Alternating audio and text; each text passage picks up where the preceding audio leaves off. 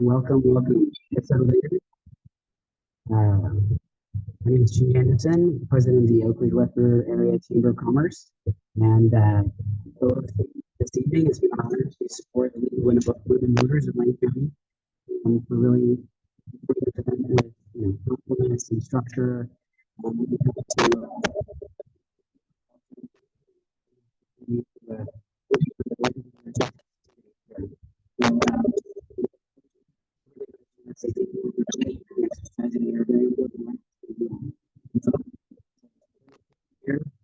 election year, it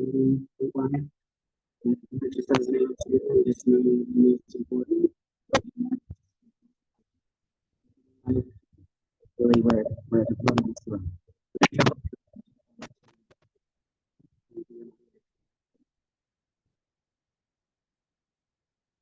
Well, thank you all for turning out. It's just really wonderful to be here and to see how many people are here. I was talking to a woman who did a voters candidate forum a couple of years ago, and she said, "You're going to love Oak Ridge.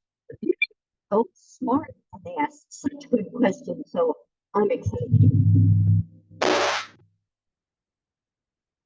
One thing I want to do before we get started is to tell you about something from the League of Women Voters, and it is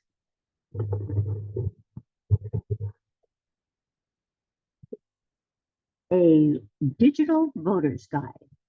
So the League of Women Voters puts together information about the candidates, and if a candidate perhaps has not answered any of the questions from the League of Women Voters, you could still get your answers in, and so everybody will know who you are. But what it also has information about the ballot measures. It has information about all of the races that are on your ballot. What you do with the Vote 411 is to just type in your address, and it tells you everything you need to know and no extraneous stuff.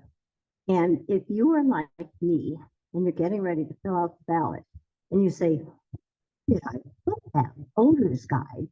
If it's in your if you have a phone or on your computer. So I will leave a stack of these in the front, and maybe I'll start passing them out. I'll give them to you to grab.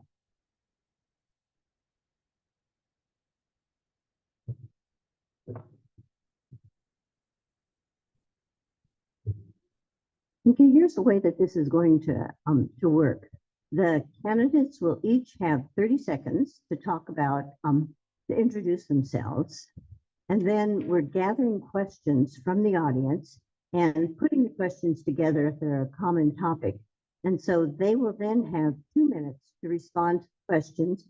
They will all be responding to the same question, and we will alter the order in which they do the response, because you know how annoying it was when you were in school and the kid next to you always answered the question when you were all ready, but they had the answer. We're going to try to prevent that from happening. So this is the process, and we're going to start first of all with Marty.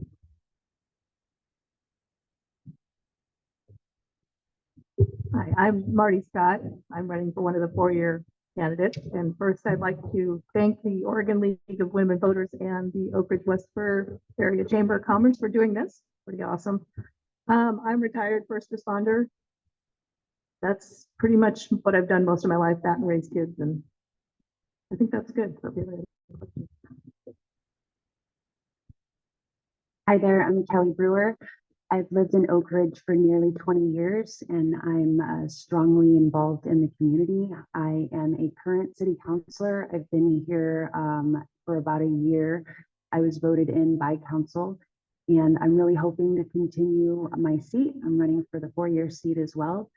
I'm very excited to see all the new projects coming through to Oak Ridge, and I really hope I get to be a part of it. I am a stay-at-home mom and a business owner, and so I get to have lots of time to research and do all the necessary stuff for this position. Thank you.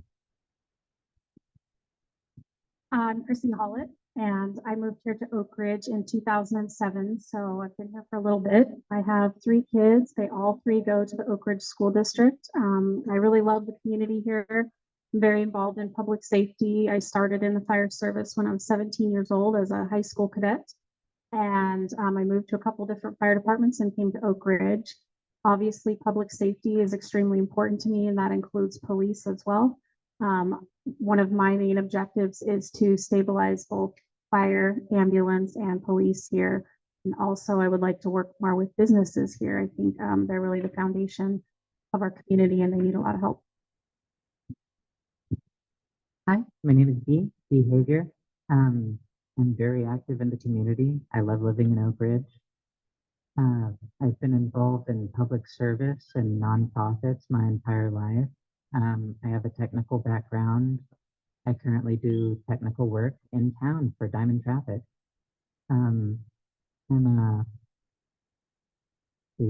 really excited to take my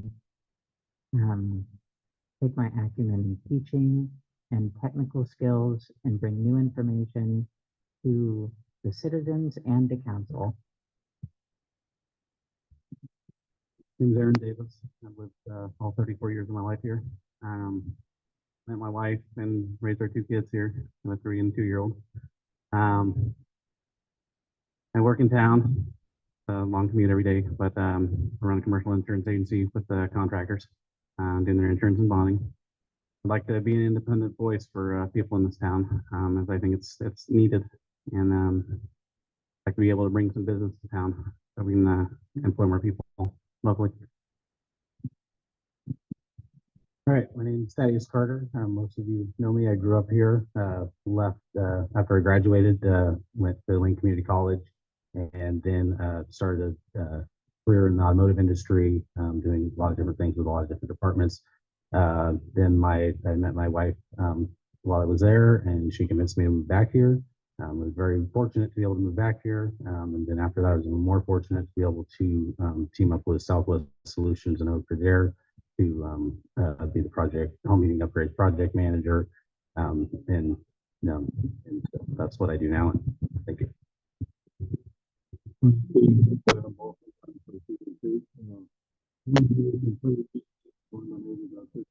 High school and Oak Ridge was in the 3-day. I was just putting the board to go to SAP. And that's 4 years, which I 25 years in charge of Central Oregon. After that, got my associate's degree in criminal justice, and then moved to Oak Ridge 18 years ago. And my goal was whatever to be part of not what Oak Ridge is or what it was, but what Oak Ridge can and should become. And I would be posting that plan and then really get there. Thank you. Thank you all. We're now going to get to the questions part of this. There will be 2 minutes for each person to answer a question. And if you have an amazing question that you have not had a chance to ask, flag down some of the folks with baskets, and you'll get your question in the queue. And so what we're going to do is this first question, we'll just do the same order that we did. And so the first question is, what do you think is the best opportunity to create positive growth and bring in sustainable business?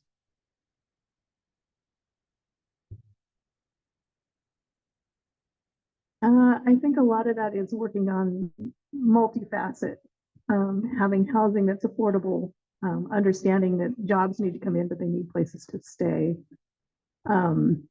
That's where the, Chamber of Commerce comes in. We're working on a lot of different code evaluations and things to help the city be more appealing to people that are coming in. I think just being positive and looking forward.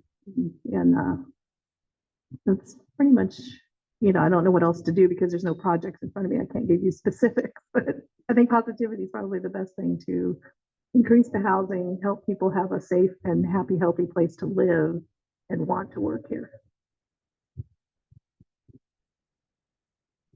So for me, we have lots of different growth opportunities going on right now within the city, within the Willamette Activity Center, within the Oak Ridge Industrial Park, within all the parks in general. We have lots of different projects going, all based off grants and and lots of different benefit opportunities that have been offered to Oak Ridge. And one of the wonderful things about council is you get the opportunity to be a part of those decisions.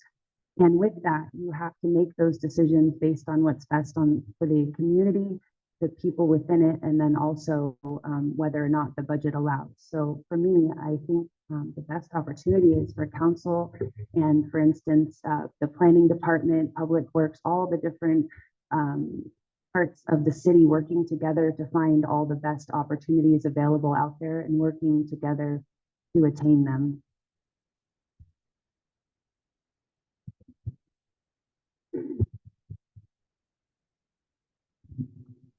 I think some of those areas that we need to work on, which are actually already being worked on, would be infrastructure. I know there's been multiple times businesses have been interested in moving into Oak Ridge, but we haven't had the infrastructure available. And I think right now our current city staff is really going to focus on that. They have put some feasibility studies forward, and that has been something that staff has been working with council. So that would be one of the many positive things I think happening for growth.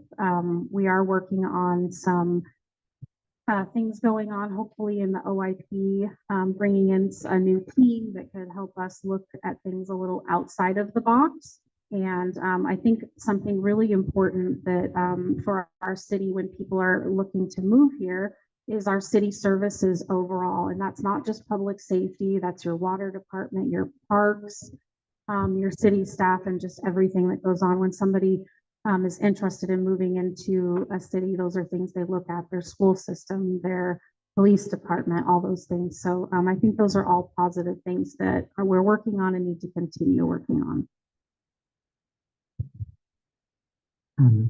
I think that the best thing for business in Oak Ridge would be to bring more people through by making Oak Ridge more appealing to both tourism and to new people to bring in. That would be opportunities in housing. Could be one thing to bring in people that are interested in online business, being a cheap place to live that's also very beautiful, works well for Oak Ridge.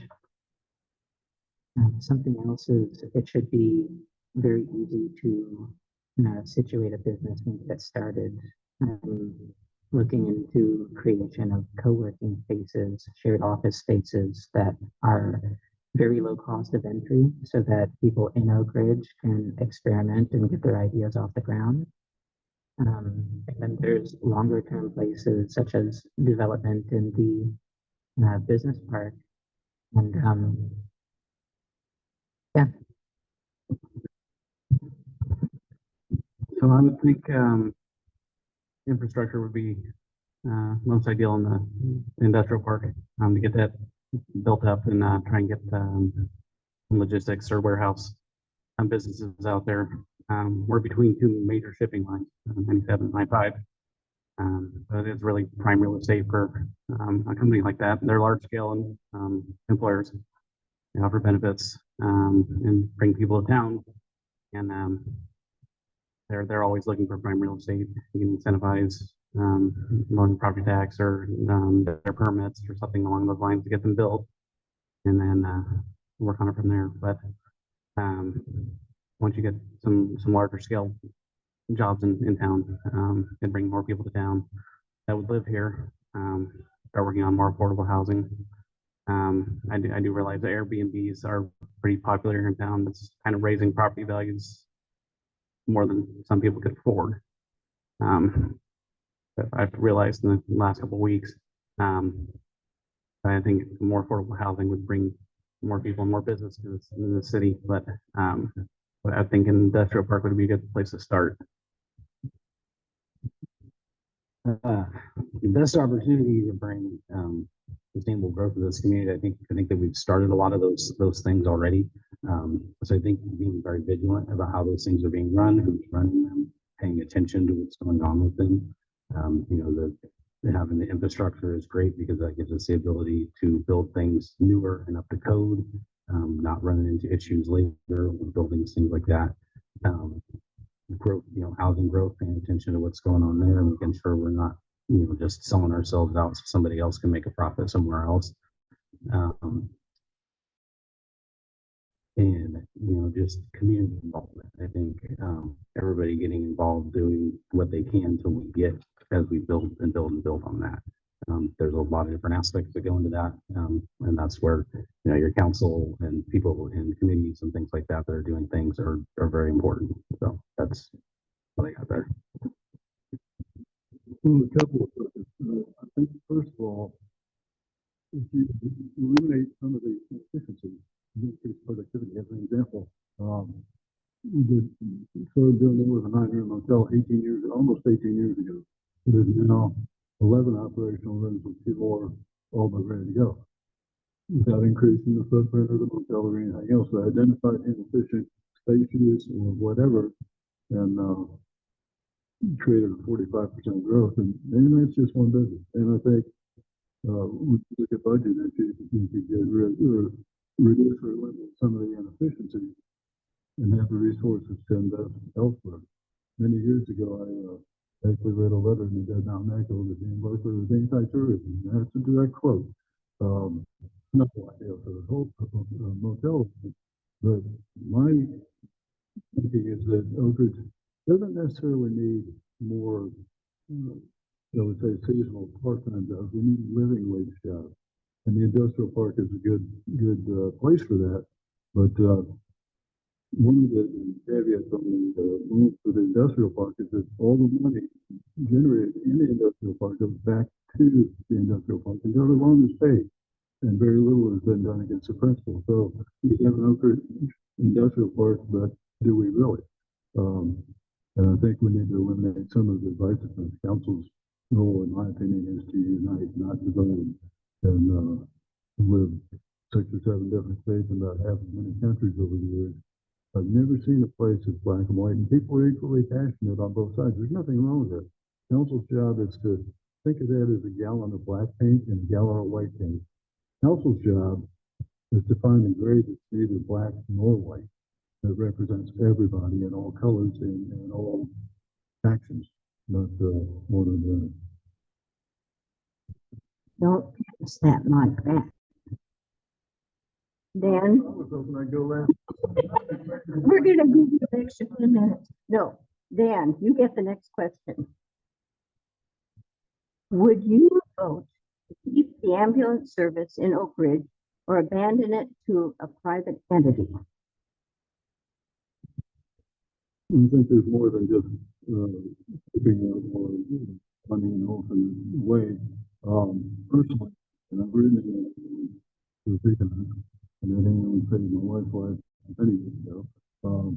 I fully support fire and EMS, and I think having local talent with this level of experience that we have works for others.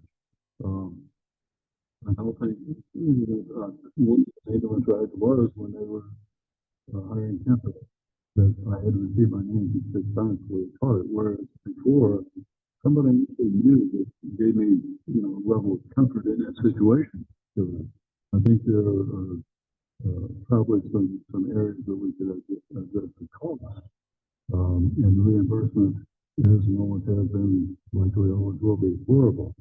I think it could be operated more efficiently, but I don't think it's, it does work between the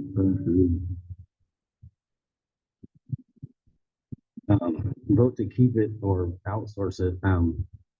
It would really depend on what that vote entailed, what it would take, so that would take a lot of looking into, what's going on with the fire and ambulance and being transparent about that and looking and finding ways to make that work.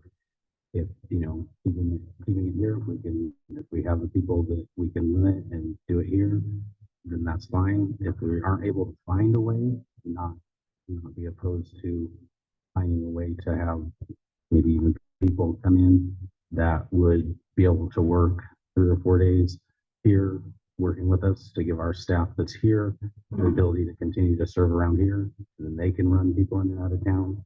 And then 3 days later, a different person comes in, but I'll be part of that staff. And I don't work with the ambulance service or the fire department. And so I would want to lean on them to get advice on that kind of stuff.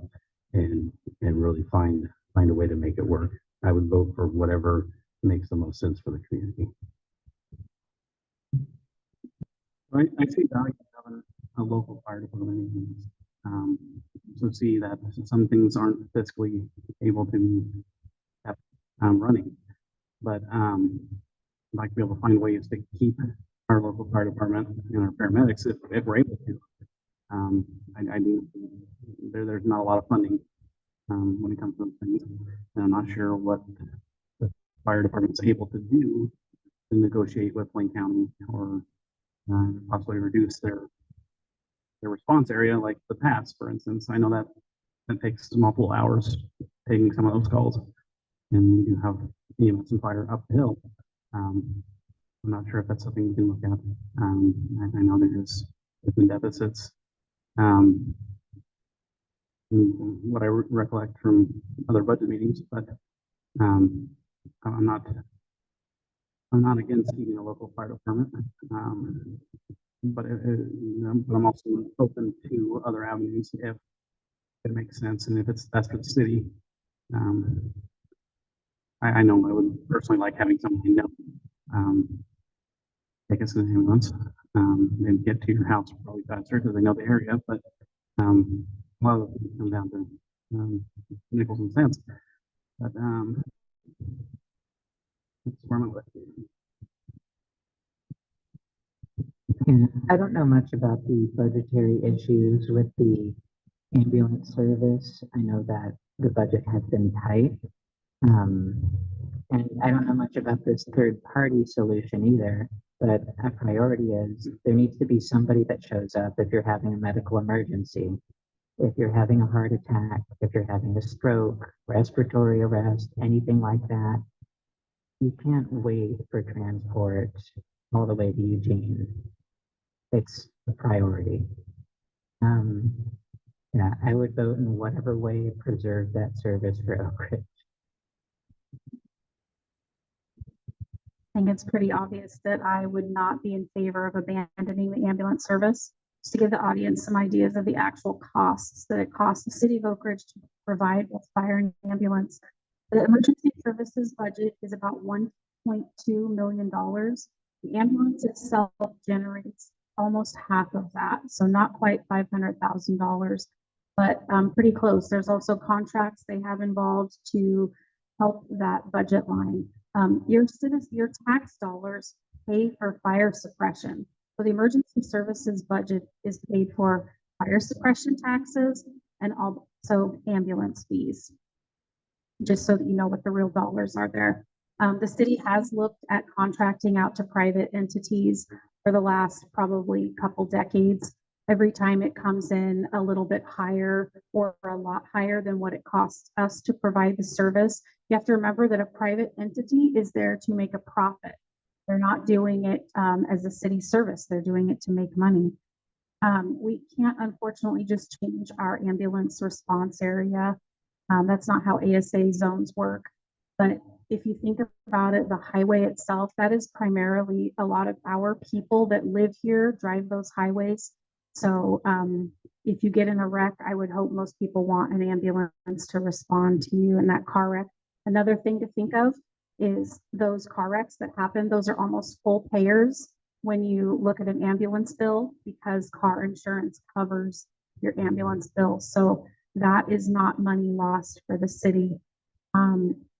Really what it comes down to is this is a life and death service that the city provides. I think it's really important when we have an isolation factor like we do to have this service here. Top priority for me.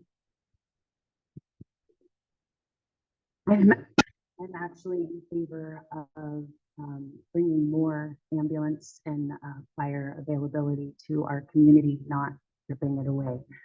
The idea that we would have to wait for someone from downtown to make their way up here 45 minutes to an hour at minimum to serve a life and death situation to me is crazy. I would love to see the budget be more prioritized towards emergency services. I think that we have a lot of wonderful things in Oak Ridge, but I think that our critical services should be priority.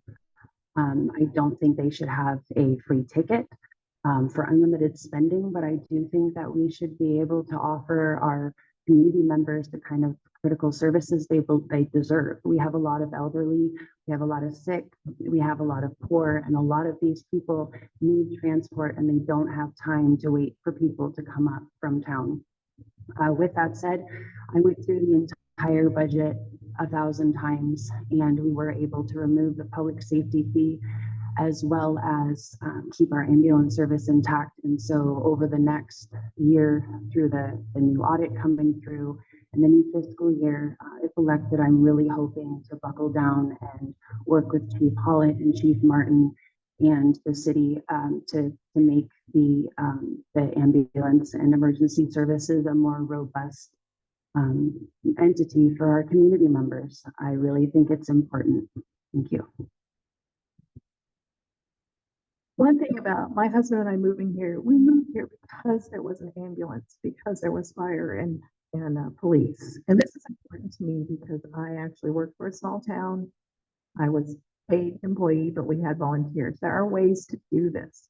We're a rural community that has to rely on itself. And if we're not trying to do that, we're just trying to shove it off to Lane County or Eugene, Springfield, we're not going to get that service. So I think the budget things that have been done are helping with that, looking into the special district and things to keep the local ambulance going. It's very important to me. I don't respond with the ambulance anymore. I'm not involved, but I'm getting old and we chose here to live because of these things. So. Thank you all very much. And I should mention, in case anybody came in or had new thoughts, if you want to ask a question and haven't seen the basket, wave your hand and there will be an opportunity. And so the next person to start is going to be Kelly. What are your feelings about star voting?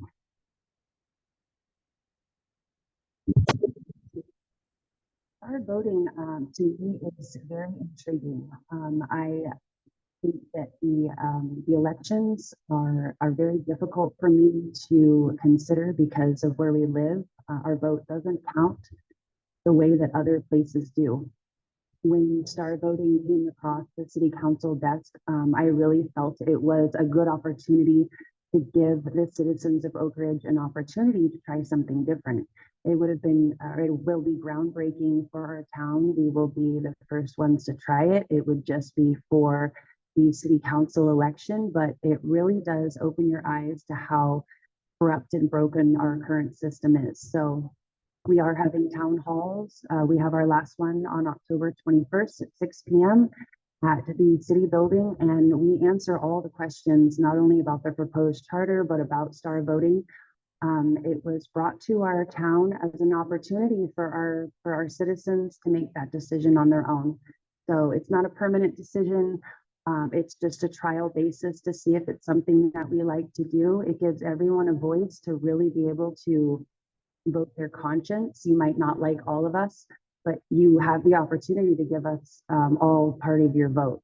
So I think it's a great opportunity. I'm willing to give it a try. I think it's really interesting to hear all the details that go behind it. And Sarah and Jacob have been really good at reaching out to people and really trying to answer those questions because there's a lot of misinformation out there. So I hope people will reach out to their counselors and come to the last town hall meeting and just ask those questions because we're all here. Thank you. I agree mostly with what Kelly said.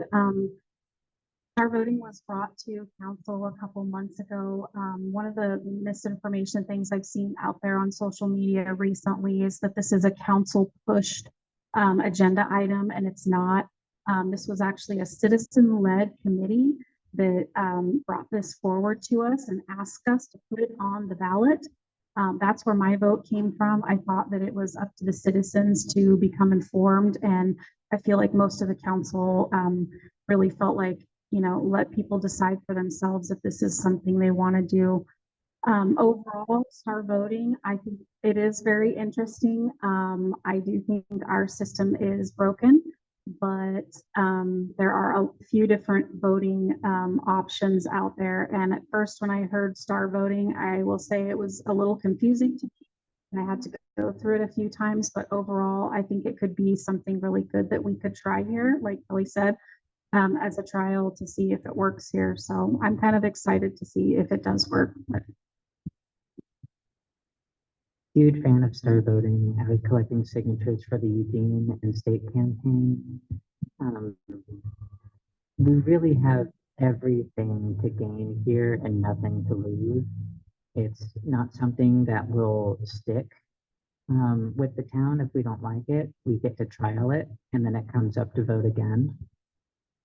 So it's not something we have to worry about getting rid of. There's nothing scary about it. There's a lot of research. It was developed at U of O. Groups came in with all kinds of different voting systems and trialed them, and you can look all of this stuff on the website. It's an exciting thing to see on the Oak Ridge ballot. I am all for it. So I don't really see it with the voting record. It complicates the process, to be honest. And then a nonpartisan election, it really doesn't do anything. You're having an automatic runoff, but you have 3 open seats for a 4-year and a 1-year open seat for a 2-year. Your votes matter. You 3 most qualified candidates and you're 1 most qualified candidate for the open seats. And that's tabulated. It's been working for 250 years. This country's been around. And the things I've read, our voting's been trying to be since 2007, if I got that right. And it's never been a major election. I could be wrong about the date, but 2007 is what I've read. The city of Eugene, I think any major city hasn't passed this voting system. It complicates things. It confuses the voters. I'm not in favor of it. My feelings about star voting. In the beginning, I didn't know much about it. So, like everybody should do, I talked to the people that were, teaching us about it, giving us the education on it.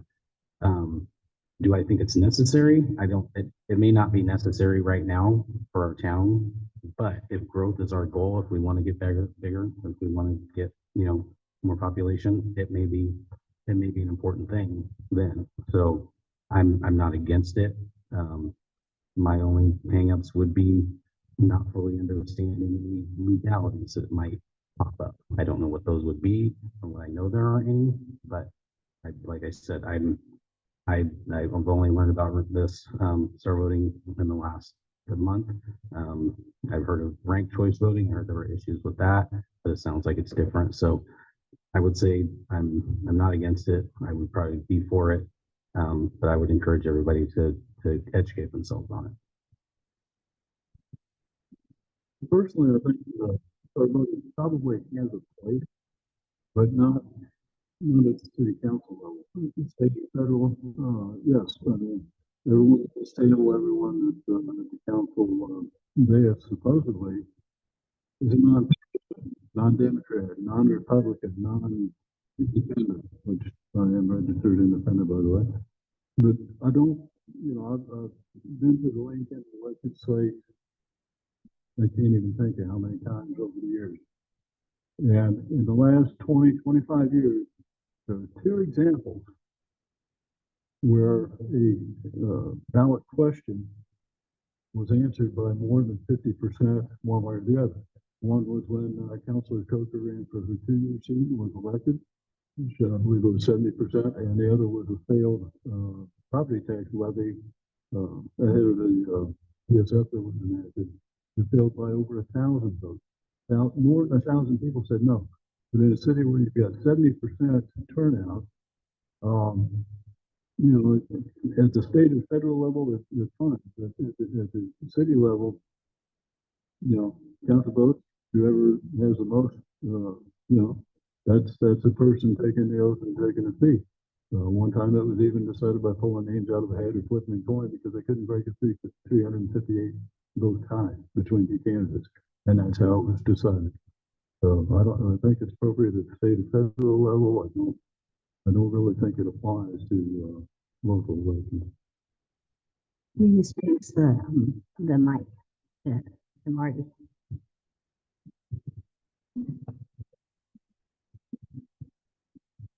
I don't know where to begin. I think my feeling on this is leave it to the voters. You guys get to decide whether you want this or not. I actually was working on this back in 2014 or whatever it was, and have been following it. It still confuses me a little bit, but I'm not against it. But that's why we're just saying you guys decide, and we're not locked into anything if you decide. So that means up to you. I mean, I'm concerned we could have lawsuits. I mean, nationally, people looking at voting are a little concerned. So I hope that doesn't happen, but it's just for play, essentially. So say, let's do it. Thank you. So the next question is going to go, we're going to start with B in my attempt to completely confuse absolutely everyone. So it'll go to B and come this direction. And the question is, if you're elected, will it be your intent to attend the council meetings in person or to attend remotely? In person, no question. Now it goes this way. I've been a counselor for a while now, and I generally attend most of my meetings in person. And if I cannot attend it, I try my best to attend by Zoom. I've attended all but 2 meetings in person, and both of them that I missed, I was on Zoom and I was sick. So I plan on having all of my meetings in person unless I'm contagious. Definitely in person. In fact, the last 2+ years, I've been going to the meetings in person, and I intend to continue. I do like the option, like Kelly said, if you're sick or something, that's great. But I think in person, you need to see the body language. You need to hear what everybody's saying. Now that goes all the way back to Dana.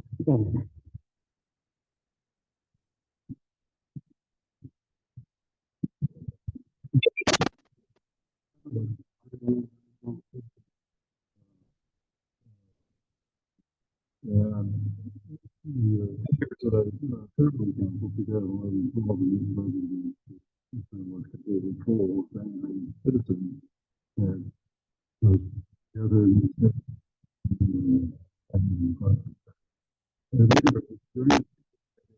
I'm just exactly.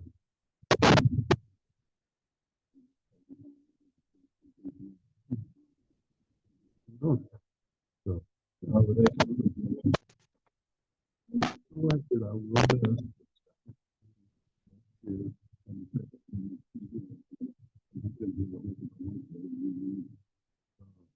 but it's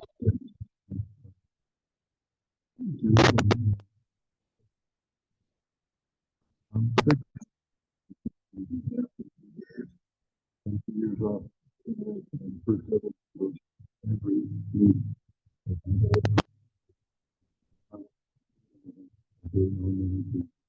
Whatever.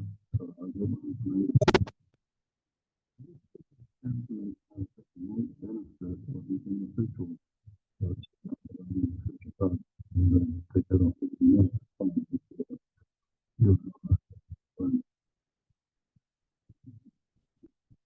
I would intend on attending everyone in person, except for that 1 or 2 occasional times that, something happens, but it is my intent to be there because I think it's very important to show up. When you show up, that's showing people that you're serious about what you're doing. I'm going to be there in person. I think there's value in face-to-face contact, being able to look someone in the eye and see exactly what they're feeling and what their concerns are. And unless I'm not physically able to, with illness or something, but I intend to meet everyone. Actually, stop it right there and give it back to Aaron. And now we're going to head down. And the question, it's a 2-part question. We'll do 1 part in one direction, the other part in the other direction. The first is, how do you feel about frequent displays, the fireworks displays during extreme fire danger?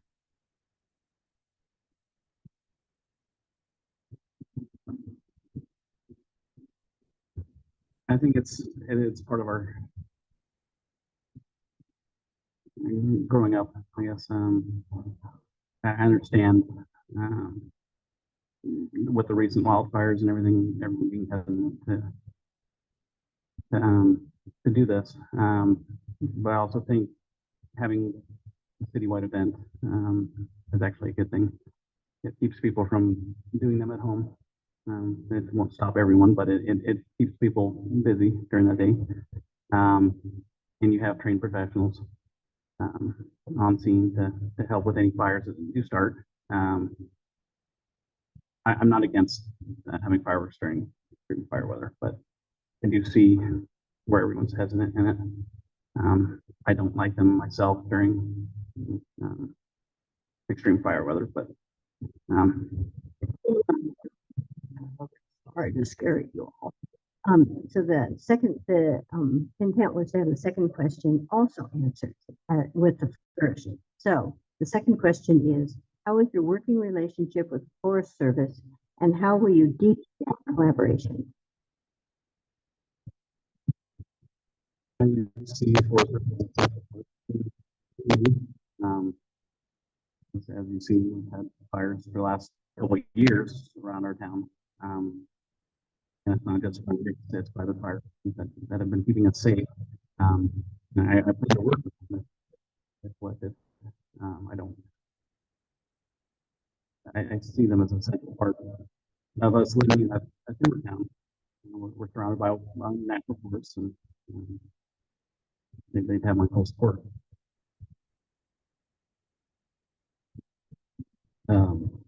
My feeling about fireworks shows and extreme fire danger. I think we've done a pretty decent job of being able to have. I mean, we've been in fire danger how many years now, and we've done a pretty good job of having professional people come in and do them. Now, if you get past the extremes that we've been in, then I think that there is probably a point where we should sometimes look at some other options. But that, you got to work with the Forest Service, listen to fire professionals, listen to fireworks professionals, and kind of get a sense on that. So yeah, during extreme fire danger, I think we would just need to be really vigilant, and I wouldn't be against one time saying no. I know it's not a popular view, but sometimes that situation may happen and we may need to do that. And in that case, we can find other options. You can have music and light shows and things. So, and as far as working with the Forest Service, working with the collaborative, my relationship with the Forest Service, I grew up around the Forest Service. My mom retired from the Forest Service. I'm very familiar with a lot of the people that have worked there. So I think the relationship has dwindled a little bit, but I think it's getting stronger again. And so I think working with them, I mean, we are surrounded technically by their land, but it is our forest. So we gotta do what we gotta do to protect it so that we don't lose it like some other places have lost it.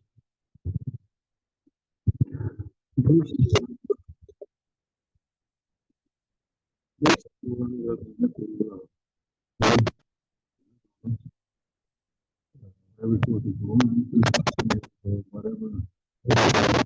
All that stuff, getting a line on. And I don't want to be all over town,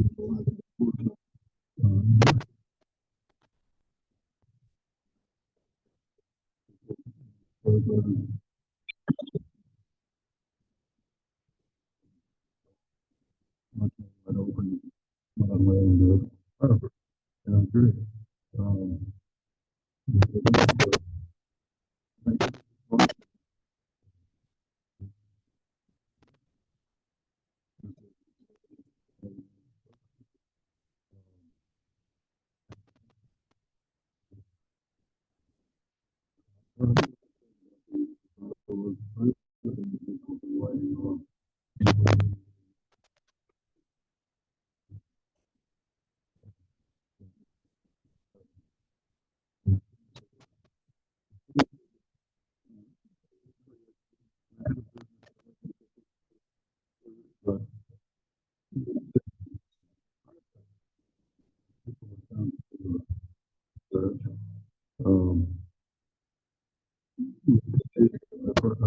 vacant the time. Why? People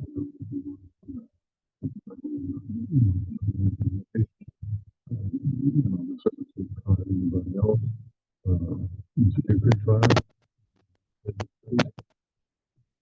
Those were, vision, yeah. I had 8,000 gallon water.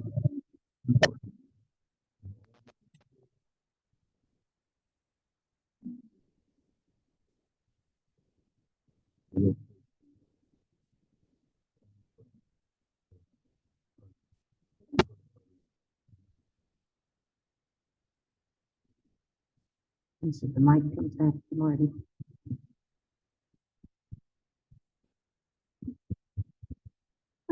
The word extreme has definite different meanings for fire. I do trust the source when you have people that are trained to do this. Would they allow it during red flag conditions? Probably not. I'm more concerned about these are the people that we need to look out for. But, I like the 4th of July. It means something to a lot of people. I do believe that they would not have fire, like I said, red flag conditions would be like, no. So, as long as we can do them safely. As far as my relationship with the Forest Service, I have worked with them in search and rescue. They're very important to our area. I think we always have to keep in mind how much we need to work with them just outside the city limits because we are surrounded by national forests. So I try to keep up a good relationship when I can. As a community member, my family and I look forward to the fireworks show every year. In my opinion, it's the one time the entire town turns out in one place all together. You see everyone including all PD, all FD, everybody's there, including with their hoses and best judgment. I trust the professionals to make that decision completely. I trust our fire, police, our city, everybody. They all talk. They all work together to make sure that we're going to be safe.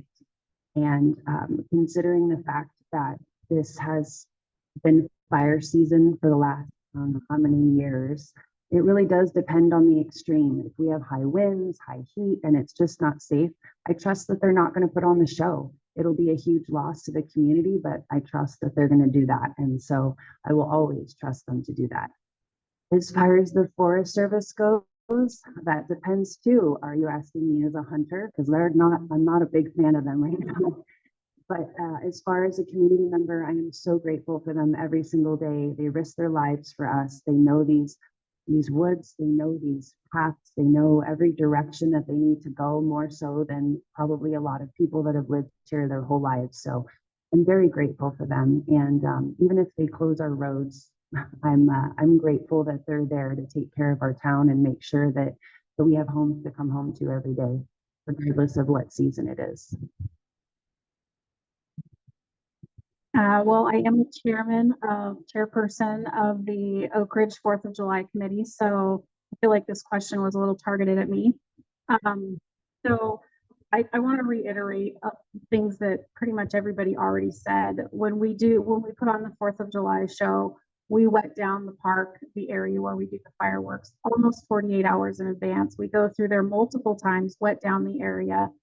We have a professional, he's licensed through the state of Oregon. We do all the permitting process through the state of Oregon. They have to actually approve our area to do the event. The U.S. Forest Service is involved. Oregon Department of Forest Service is involved. Inbound often comes as well. So, and also as well as the city fire department. So those entities, as well as the police, are there doing fire suppression. Well, they're in case we needed fire suppression. It hasn't actually ever happened before. We also use, we don't use the tallest type of fireworks that they use, like in Vegas. They're a little bit lower, so they don't shoot up quite as high. They dissipate in the air. I think the 4th of July is a really important holiday. And like Kelly and Aaron said, this is where our community comes together. We're celebrating our country. And I think we do a really great job of taking every step that we can. And the next question, And then with the mic goes to Kelly now. Ooh, did you get, I'm sorry, the Forest Service question. wait, he didn't answer. Did you? You can fire me. Okay, so relationship with the Forest Service.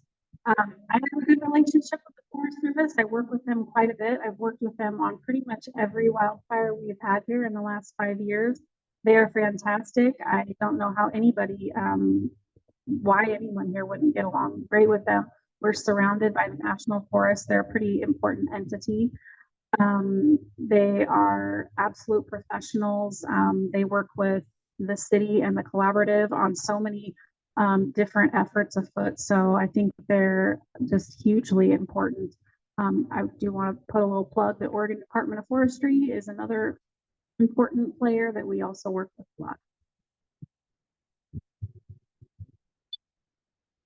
So fireworks in town, whether you like them or not, Tannerite was invented here. Explosions seem to be very important to Oak Ridge, and I think the professionals have it handled as well as safety. So far as the Forest Service goes, we have a massive temporary population of woodland firefighters, and I would go out of my way to make sure they have some comfortable place to be, that they can guaranteed find a place to shower and get a good meal. Yeah, the Forest Service is fantastic. Thank you. And now the moving mic goes to Kelly. And then it's going to go to Marty, just so you guys know. Okay. So the question is, how can the city better support our tourism industry and improve the seasonality? Season.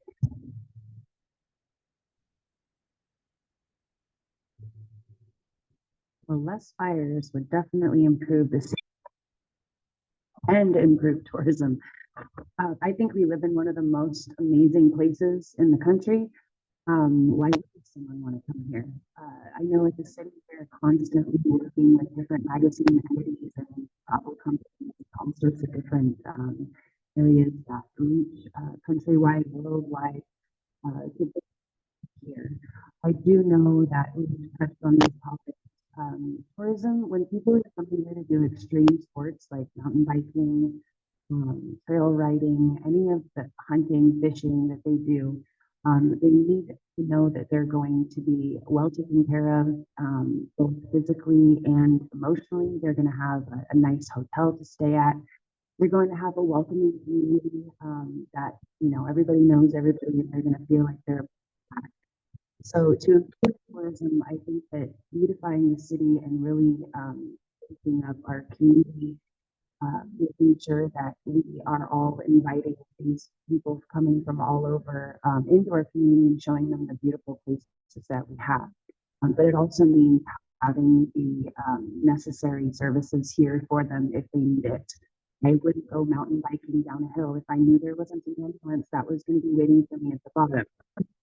But with that said, I think that our town is beautiful, and I think all these magazines and articles really showcase what we have to offer here, as well as our community being so welcoming. As far as seasonability, I think this offering events throughout the year, including in the shoulder season would be really great. I know the city has some events that come across city council that we really have season events to bring people in during weather that's not as inviting as our summer. So I think really showcasing that would be great too. This is definitely a fantastic area for tourism, and we see it in working with the Lane County Tourism. You know, everybody else is working on it. I think that the word is out now. Of course, for me, it's going to come back to, like what Kelly was saying, the safety and the health of the people in the town so that they can come here and enjoy themselves. you know, I think we are pretty well. There's an Airbnb near us that we just get a kick out of every weekend. There's great people there, either riding bikes or doing whatever they're doing, and it's a really positive attitude. So I like to see that keep going. Obviously, in our town, we have to have a balance. Everything can't be tourism. I just, I think the reality of it is maybe encourage more hunting or other things besides mountain biking. I like to fly fish, do that all the time. I'd like to see more people push that. Um, and then having events that encourage people to come into town. I think most people, they come here, they kind of have an idea why they're coming here, but it's nice to have those events. Down to the end.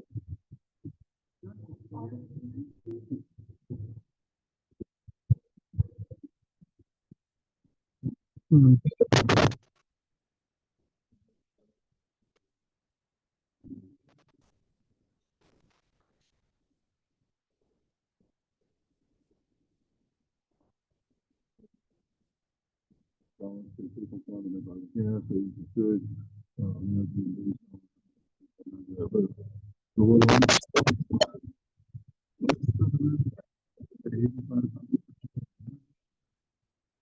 well, firefighters and Union Pacific workers and what aren't coming here for recreation. Great, as a normal last 2 years, there's been a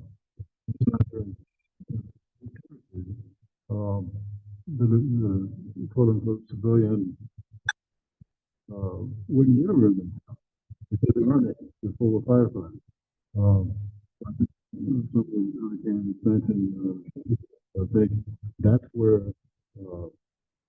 can improve the situation where you've got more than really in the late fall. But it does something for the city.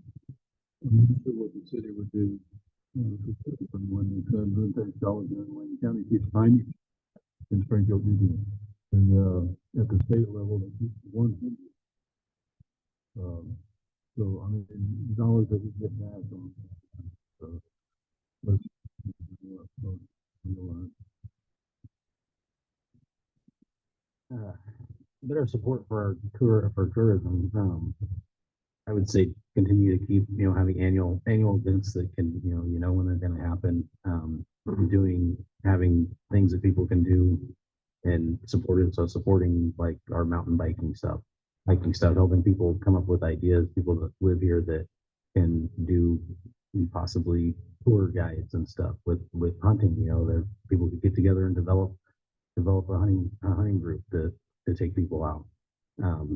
But yeah, just looking at tourism. But when we do these things and we look and we invite these events or we approve, tracks to be built, things like that, that we're keeping in consideration the citizens and how that's going to affect the daily, traffic in the area. Making sure that we have things like, there's a biking group that has an app that will tell them where to go to help them do. They're still working on that, but will direct people where to go, what are heavy traffic times, things like that. And as far as season, yeah, just finding things that can do things dual season that don't only just bring in tourism or people from even Eugene and Springfield don't just do it only in the winter or only in the summer, but they're a versatile group that's working here. I'm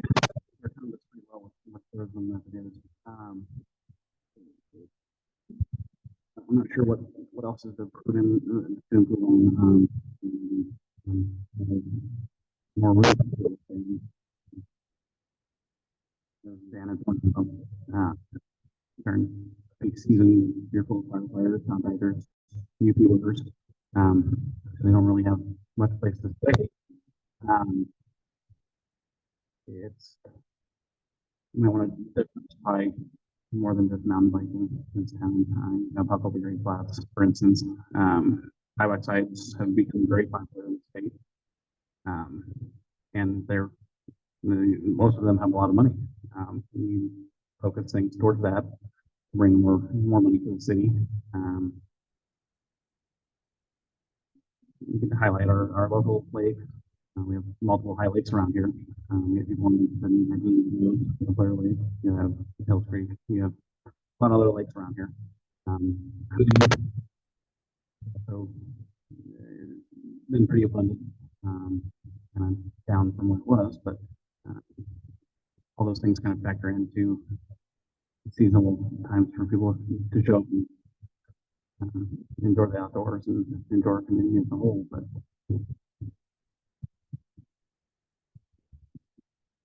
Which has natural beauty and a really vibrant festival culture.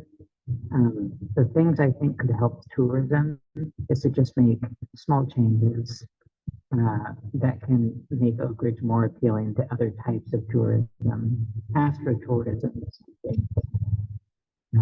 I think Oak Ridge is ideally suited for people that want to come out and see the comets fall and just enjoy the stars. I went to an event held by Dark Skies out in Dexter, and it's held out in Dexter, and people were coming from over 3 hours away because it is somewhat isolated along 58. And I would not say that this was a successful event. They booked out a park for the duration after hours, and light pollution from people's boathouse lighting and the very visible glow silhouetting the trees from Eugene was present. We could get that, and we could get people coming here and staying in rooms with something as easy as shading our streetlights. Tourism is definitely a really important piece to our growth puzzle here in Oak Ridge.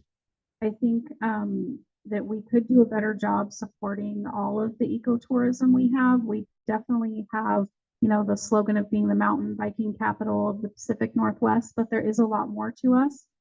As Aaron mentioned, side-by-sides, that's a really huge one. And there was a group that came to us at City Council and said that they would like to work with us more to get those trails highlighted a lot more. I think that's an area that we could work on. Fishing, there's great fishing here in this area, just up the highway. You can fish for salmon and kokanee, and I think that could be highlighted a lot more. Obviously hiking and those things. I think we do a really great job already working with Eugene, Cascades, Traveling County, and Travel Oregon, and newly the Ridgeline magazine that just came, which we did approve a funding request for that. So that is something new that's coming up. I think we do a good job funding events here. We use RTMP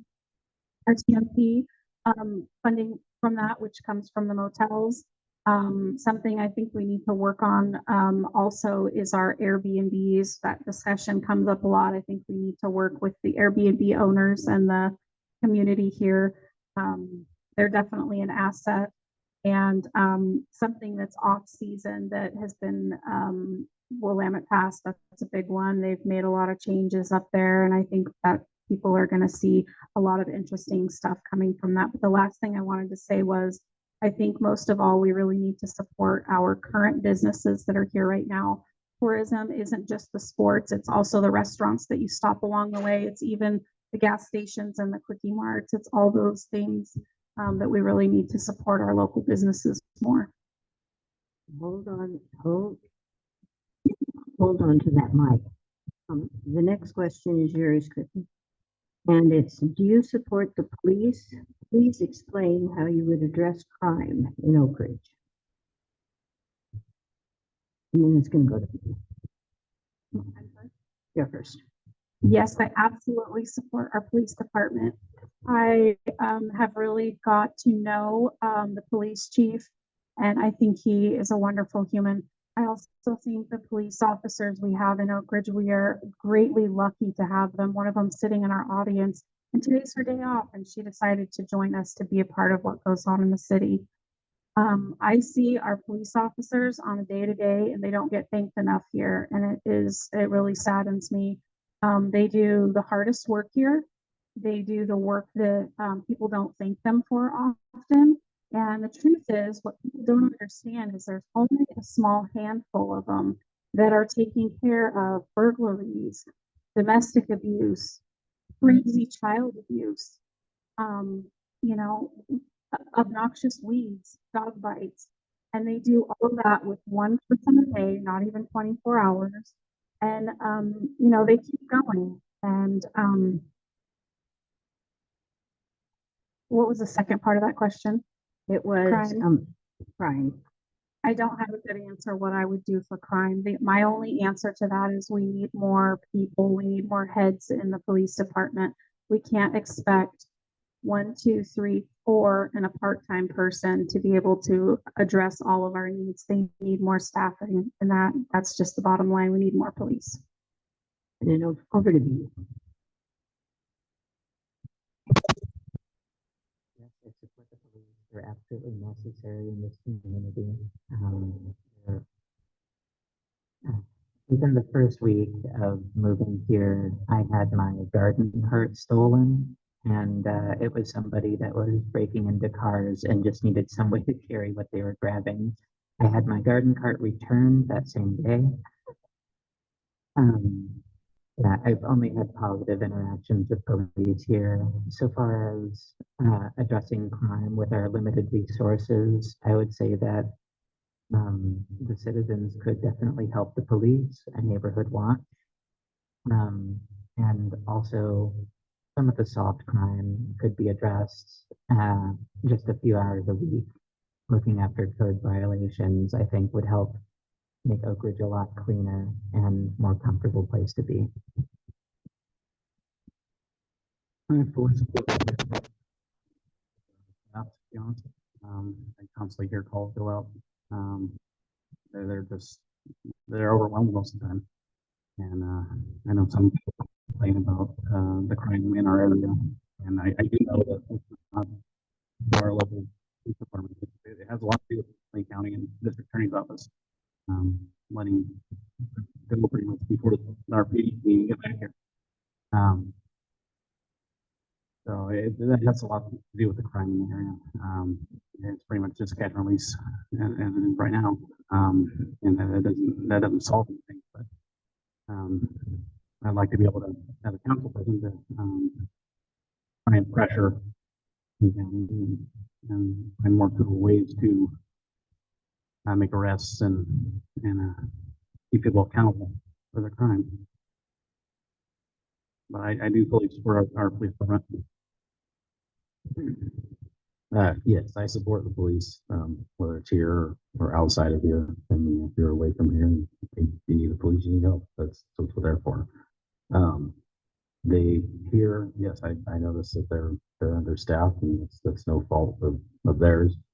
They're doing the best that they can do with what they have to work with. So, like I always say, do what you can when you can, and there's a lot of things that go into play when they're responding to calls and things like that. So we need to listen to them and listen to the chief and try to work with them. And if they're having a good community meeting or something, go to those, go meet them, go talk to them. When you see them driving by, wave to them. I think things that to help with crime, with citizens being involved. I mean, that's just everybody, making sure you go for a walk at different times of the day and stuff. Working on our parks to make them more, user friendly and bring more desirable people to those parks and those areas. And looking out for your neighbors. If you hear a sound, go out, look out, make sure your neighbor's okay. I think right now in the current situation we're in, that the police need our help, and then council and the city, we're gonna have to work to find ways to help get them more support, whether that's that's gonna come from money and trainings and things like that. That we'll have to work on those things when we find them.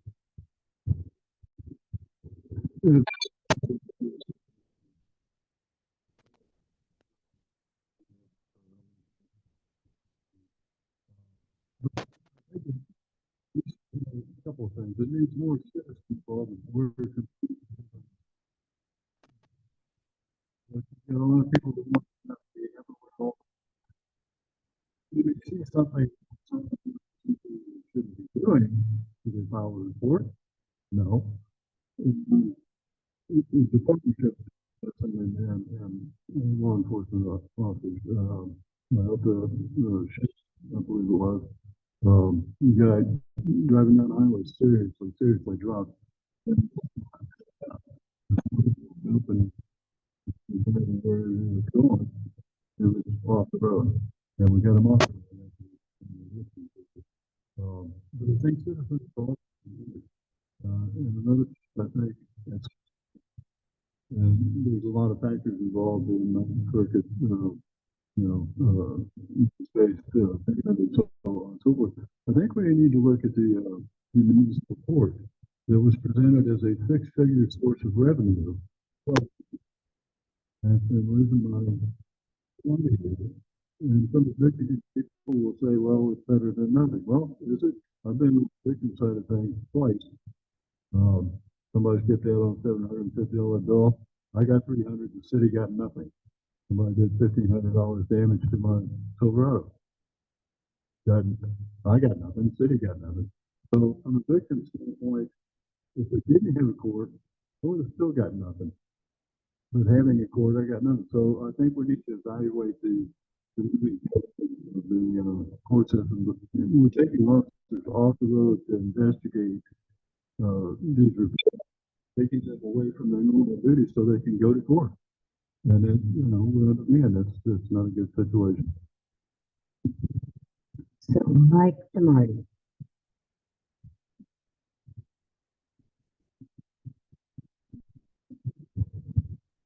I actually serve on the Public Safety Committee, and yes, I love our police. They work their butts off and they know what they're doing. They are understaffed. I wish more people understood the limits that they have sometimes as far as prosecuting or arresting. It's frustrating. I do know that people would love to have a neighborhood watch. That's great. Every time somebody asks us, we get them the information. Nobody wants to step up and lead. So if you want to do that, let us know.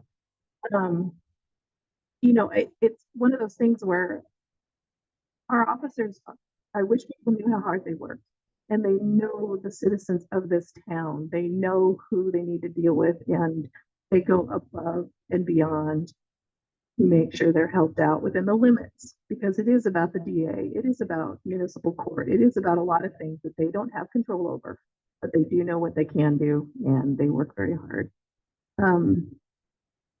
Support it. Be a good citizen. Be a good Mrs. Kravitz. You see something happen, call it in, but know what the car is, know what the plate is, know whatever it is. People just call and go, yo, so-and-so just did a drug deal. Okay. Information when you need to. I fully support the police. Some of our police's biggest enemies are the budget and unfortunately social media. There's a lot of misinformation, speculation, and blame on our police when people don't understand why it took so many hours for them to respond, or the fact that these humans go to work and risk their life for us in our town for very little pay. They could go elsewhere and earn more money. And these officers are they're so familiar with us as a community. I could call one of our officers and say, there's a gentleman driving a blue Ford pickup and it's got one low tire. And a lot of our officers are going to know exactly who that is. These people are repeat people that they interact with, whether they're good interactions or bad interactions. They know when people are at their best. They know when people are at their worst, and they know these people as their neighbors. So it's a very special type of person that we need to have for our police department. And as I was saying earlier, if elected, I really plan on working with our auditor and our budget to get the police more support, more officers. And I think that with more support, that they can only do so much, as well as having money available for more officers, crime will just naturally go down. And so now the mic goes to Thaddeus. Come back this way. And the question is, what ideas do you have to help the city of Oak Ridge work toward a balanced? The ideas I have to work towards a balanced budget. number one, look at the budget, and understand it. And when it's balanced, stick within your means. Um, we don't want to be borrowing money that we can't pay back, or running the money for things that have the high potential of not giving us a return. Um, I think balancing budget and looking at it. My idea would be to make sure you're looking at that everybody on council is looking at it every month, and reconcile the budget, make sure everything's balanced, everything's going where it's supposed to be going, checks and double check, and work from there. This way. First, I'd like to take a look at the budget. And give me trying to find a baseline of what our expenditures are, and then and where necessary cuts need to come from, and then try and find additional funding for certain areas. I'd like to find additional funding without having to go after citizens for that additional fee, to try and get for bleeding on some insurance. But if we can find just a baseline we're comfortable with and we're not in the red,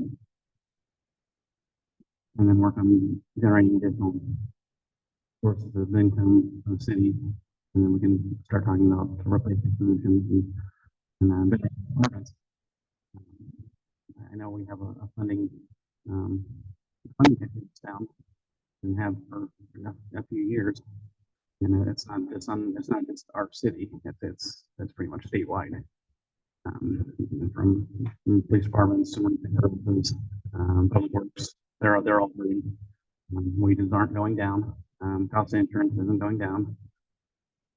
All this stuff factors into these decisions, but trying to find a balance of our needs for the city and what the citizens want, and what we can afford is a good starting point. But So balancing the budget. I don't know the budget, but there is a citizen-led budget review committee. And I would look to them for my information and then work with them to find some kind of a solution. Outside of that, there's the information that's brought forth by the committee. Then there's also action, and taking action on the city council. There's ways we could bring in more money. The TRT, the tax on rooms in Oak Ridge, there is a state and a county assessment. We could have a local assessment. It'd be 1%.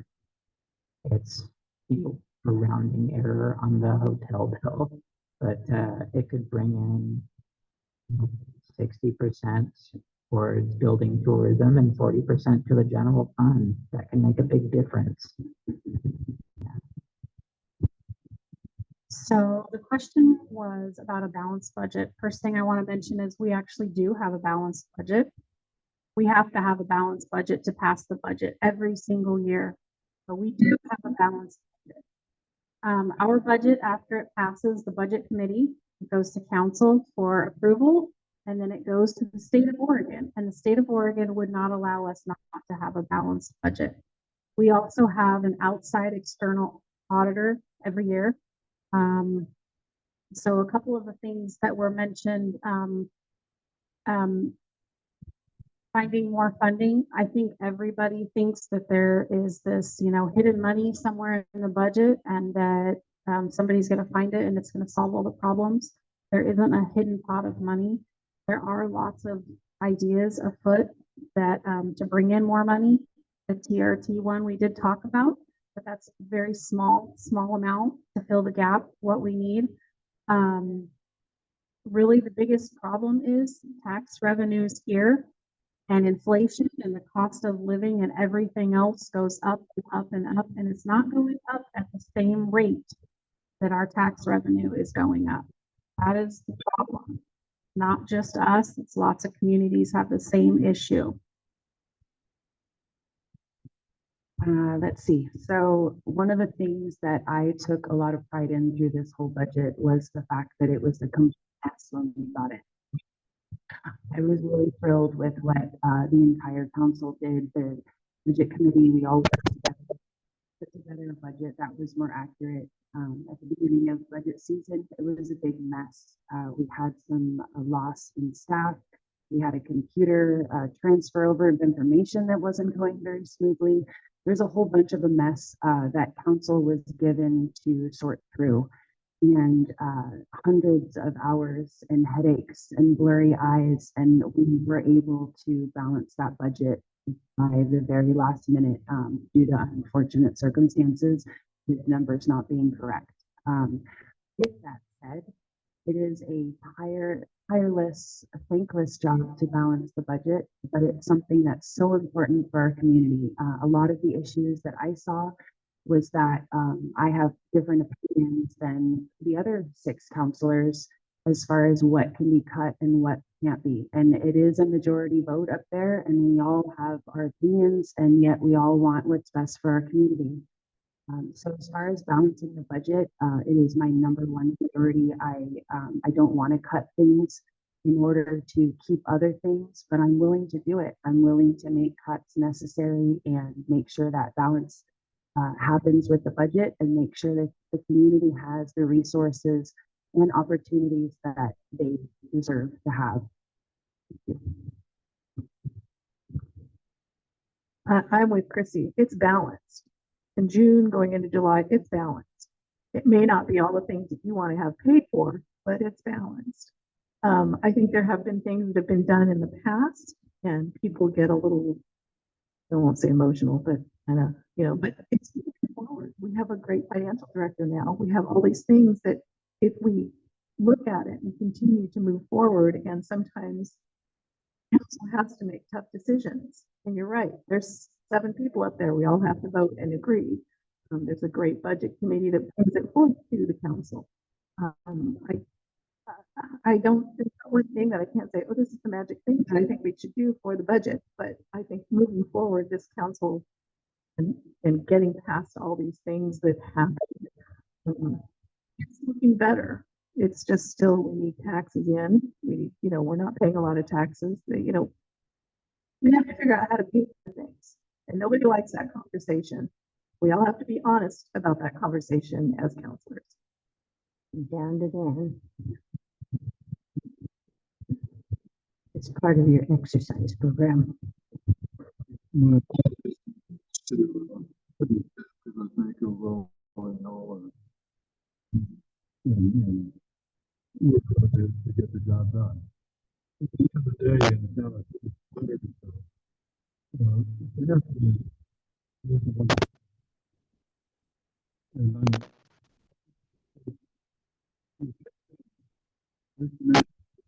large increases in health costs, then, 3-4% on the water, 3-4% on the taxes, 3% possible. Everything's about 3%. If you're trying to chase the same 20, guess what? You're never going to catch it. So I think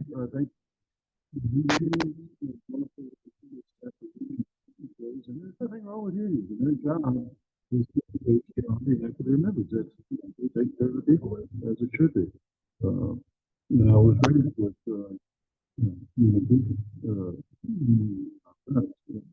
for educated. But at some point there has to be some concession. What the city can afford and what the ones for its members, and there's got to be situation where you're not going to, effectively negotiate the members out of work because the city can afford it. I mean, that's just foolish.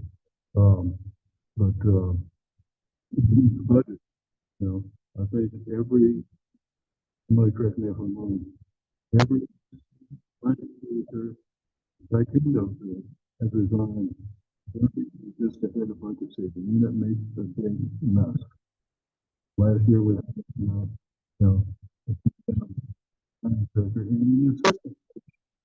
And there's no crystal ball, but you've got to hire the right people, because when you hire the wrong people, and so on and so forth, it's much, much more expensive than what you're paying that person to create the mess. Although I think no, it is a great choice and will be well for the city. So we're close to the end, and it's time for the candidates to make a 30-second closing statement. Start with Dan and come this way. First of all, last year, every citizen was full of every citizen because we were in the same mess. And it was much different. But, you know, it was best very good. But I do appreciate that. I do appreciate the vote. My opinion, you know, nobody gets elected. No one wants this job, we all.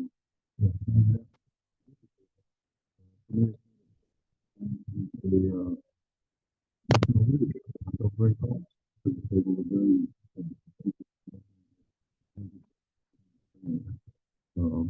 but that's right, and I think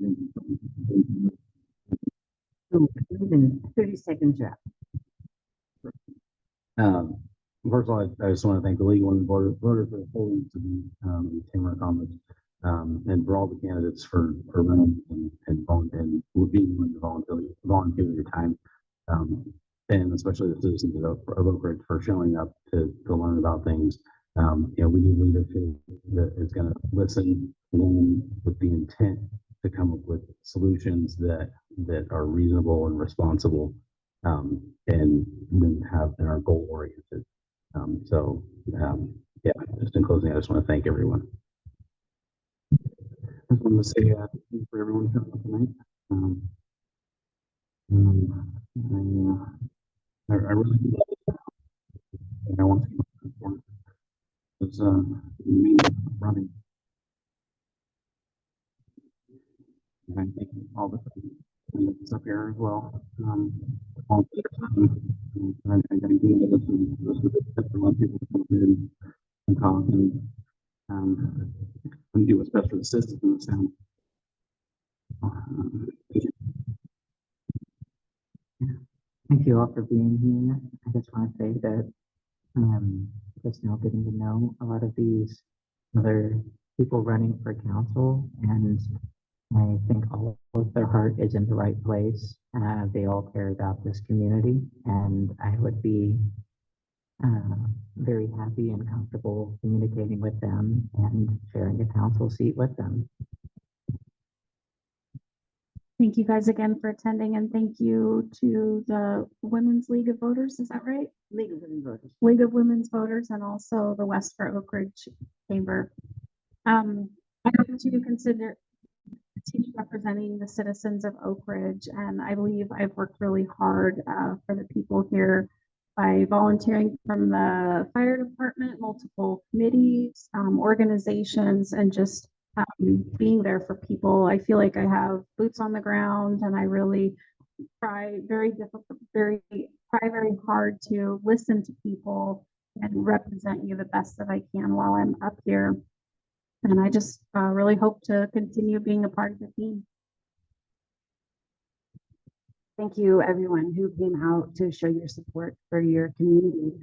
I am running for my family, I am running for my neighbors, and I'm running for my kids so that Oak Ridge is and keeps being a great place for us to live and work and I'm running based on transparency. I really believe that the community members need all the information that they can get on what's going on in their community. And I think that social media aspect of things really has things blurry for people. So Chrissy and I will be having a coffee with Chrissy and Kelly at Sweet Vine on October 18th. So you're welcome to come and sit with us and have candid, open conversations about things that are going on. Thank you. No, I was first and now I'm last. Thank you for everything for coming. This has been an interesting thing to go through. I'm running for city council because as a first responder, I just like to help. And the health and safety of this town and the people in it or something that is very precious to me. This is why we chose to move here. Can't believe that any one of you just said, hey, vote for me. You know, you missed an opportunity. But yeah, again, thank you for having us here. I want to thank all of you also for coming and for the quality, the thoughtful quality of your questions and the thoughtful qualities of your answers. I mean, it's clear that this is a caring community and that's nice to see. So thank you guys very much.